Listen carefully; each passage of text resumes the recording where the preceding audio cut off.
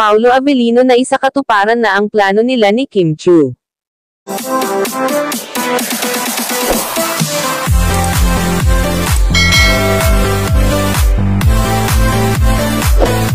Hindi na raw maitatago pa nina Paolo Avellino at Kim Chiu ang kanilang tunay na relasyon. Ito ang inaabangan ng kanilang mga fans, ang aminin nila sa publiko ang kanilang tunay na relasyon.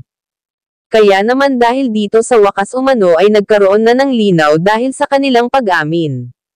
Lalo pa nga natuwa ang kanilang mga fans dahil natupad ni Paolo Avellino ang magkaroon na sila ng sariling bahay ni Kim Chiu. Nais na rin raw talaga ni Paolo na magsama na sila ni Kim Chiu sa iisang bubong, at ganun din si Kim dahil pareho na silang nasa tamang edad upang bumuo na ng pamilya. At wala rin naman raw puproblemahin pa ang dalawa pagdating sa kani-kanilang pamilya dahil pareho naman boto ang mga ito. Nagawa na rin nila ang kanilang obligasyon para sa kanilang pamilya.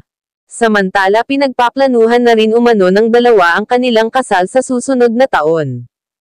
Bagamat hindi pa man nila inaamin sa publiko ang kanilang tunay na relasyon, ngunit ayon sa aming source minabuti na umano nila Kim Chiu at Paolo Avellino na ilihim na muna sa publiko upang hindi sila pagpistahan sa social media. Kaya naman hanggang ngayon marami ang nag-aabang sa pag-amin nila. Ngunit masaya na umano sila na nakikitang magkasama ang Kim Pao at masaya sa kanilang relasyon. Kaya naman nakakakilig ang dalawa lalo na kapag nakikita natin silang sweet sa isa't isa.